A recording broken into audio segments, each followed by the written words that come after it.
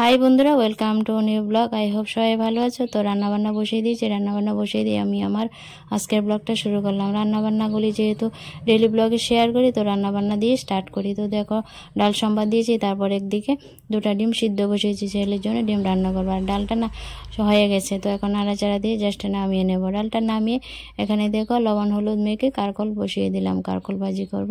তারপর ঢাকা দিয়ে দিলাম, ঢাকা তুলে তারপর ভেজে নিয়েছি আর কি। আর এখানে ঝিঙে আলু দিয়ে মাছের ঝোল করবো। ঝিঙ্গাটাকে একটু ভেজে নিচ্ছি।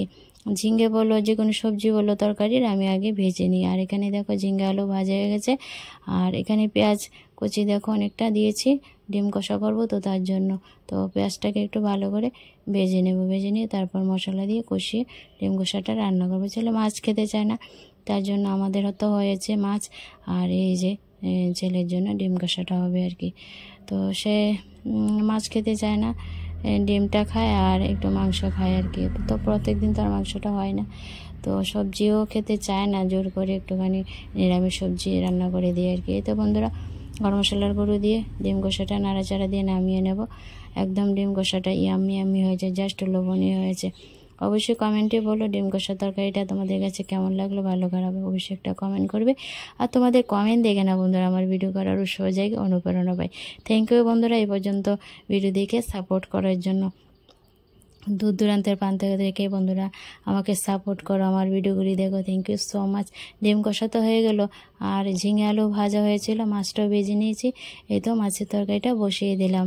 এই যে পরিমাণ মতো জল দিয়ে লবণ দিয়ে তারপর ভাজা মাছগুলি দিয়ে এখন ঝোলটাকে কিছুক্ষণ ফুটিয়ে নিলেই তরকারিটা হয়ে যাবে। তো চলো দেখতে থাকো। আর যদি লাইক না দিয়ে থাকো একটা লাইক দিবে বন্ধুরা।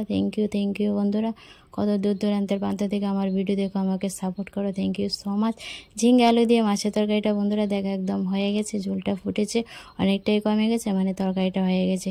তো নাড়াচাড়া দিয়ে নিলাম, আর ঝিঙ্গেগুলি হয়েছে কিনা দেখে নিলাম। ঝিঙ্গেগুলি তো হাফ হয়ে গেছে ভাজাতেই, আর ঝোলের মধ্যে সিদ্ধ হয়ে গেছে। তো চলো, তরকারিটা হয়ে গেছে, নামিয়ে নেব। এই তো মাছের ঝোলটা হয়ে গেছে, নামিয়ে নিই। তো বন্ধুরা, রান্না বান্না একদম কমপ্লিট। এই তো মাছের একটা ভাজা করলাম আমার জন্য, কারকল ভাজি। আর এই যে ডিম কষা, ডাল হয়েছে, ঝিঙ্গা আলু দিয়ে মাছের ঝোল হয়েছে। তো এই ছিল আজকের দুপুরে রান্নাবান্না। তো বন্ধুরা, রোজকারে যে রান্নাবান্নাগুলি করে আমরা খাই, সেইগুলি ডেলি লাইফে ডেলি ব্লগে তোমাদের সাথে শেয়ার করি। তোমরা তো আমাকে সাপোর্ট করো, থ্যাংক ইউ সো মাচ। আর যারা দূর দূরান্তের প্রান্ত থেকে আমার চ্যানেলটাকে ভিজিট করেছো, সাবস্ক্রাইব করো নি, প্লিজ সাবস্ক্রাইব করে দেবে। আর ফেসবুক পেজটাকে অবশ্যই ফলো দিয়ে নেবে, যেহেতু ফেসবুক পেজ থেকে দেখছো ভিডিওটা আজকে। তো চলো, নতুন ভিডিওর সাথে আবারও আসবো, আবারও কথা হবে, আবারও দেখা হবে।